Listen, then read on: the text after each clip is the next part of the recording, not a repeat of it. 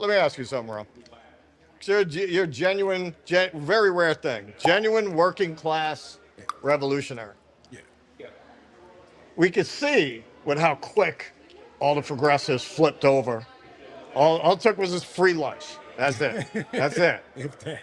But you know, if you're from the working class, that most of them have no class consciousness today at all. At all. What do you do about that? How do you change that? So you're gonna have to teach these people. I mean, they're not gonna accept it. A lot of these people are not gonna accept it, and that's understanding. Depending on who's the messenger. So the best thing to do is, if they're not accepting the message, what you do is you teach around them. I always say this: you teach around them. You teach their cousins, their brothers, whoever the hell it is, or teach their communities, and they will bring it back to them, and they will show them the way in ways that you couldn't. You might come off condescending. You might come off prideful. You might they might think that you have an ego about yourself because of what's going on. There's always a lot of anti-intellectualism in that community. Yeah. That too, but sometimes the messages have to be brought to other people to be accepted. Well, you're saying younger people? No, not younger, not older. It always depends on who your audience is and who you will listen to overall. Because some old people don't listen to young people, some young people don't listen to old people. Sometimes it's not like that, but sometimes it is the messenger, Yeah, from my experience, it takes clarity. Yeah. Like we need massive clarity to the working class and explain to them exactly who their enemies are. There's a reason why both parties love the culture war. Because it's here to confuse the masses. All of a sudden, you voting against your class interests because someone lives a different lifestyle than you. That's perfect for the capitalist class. There's some people I'm like, yeah, them motherfuckers are weird, but it's not my business. Right. No, it's not my business. Like we should be, and when you focus on the class message, it can be a unifying tool. Yes. There are a ton of poor white people that I would think would be the most upset. Yeah. Yeah, I would think you'd be the most upset. How the hell you didn't benefit from capitalism? The United States stole. The United States stole But they'll trillions. tell you, I'm a capitalist. So where's your capital? Where your capital? The United States stole trillions of dollars from South America, from Africa, but they still left you poor and white.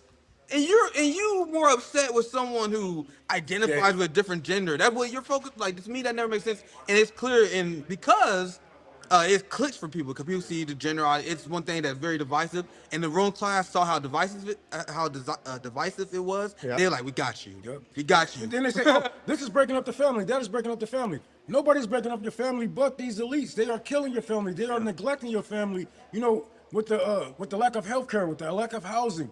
Only people that's breaking up and killing your families, it isn't the gays, it isn't the trans people, it isn't the black people. It's the elite that run your life and ruin your life, and they have been doing this before you even been born. They know where they want you at, and they know when you're gonna die. They know where you're gonna die. And they know what they're gonna do with you after you're gone, and whether that be organs or whatever the fuck it may be. But yes, nobody's ruining your guys' life but the elites. Stop blaming this on. Stop punching down, being cowards. That's how I see it. I see it as a coward because I can say, oh well, these people are holding me down. Those people are holding me down.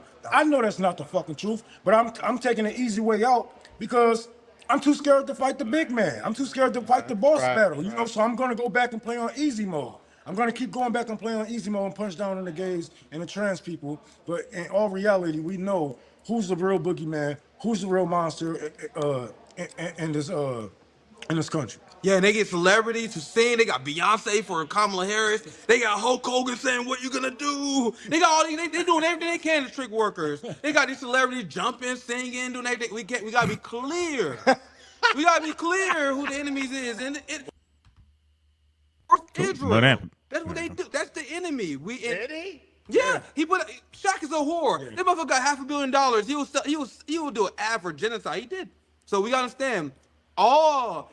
The celebrity class, the capitalist class, they are in cahoots with each other. You had rappers, Diddy and them talking about vote or die when I was growing up. I'm like, all right, this is ridiculous. So we need to be clear. So to get back to the question, to be clear, to build class solidarity, 100% clarity, we need to be intellectually honest, and we got to tell the truth to the workers because they've been lied to for a very long time. So we show up and we tell them the truth. We don't insult their intelligence. We will get them on our side, and that's the RBN project, right? Yeah.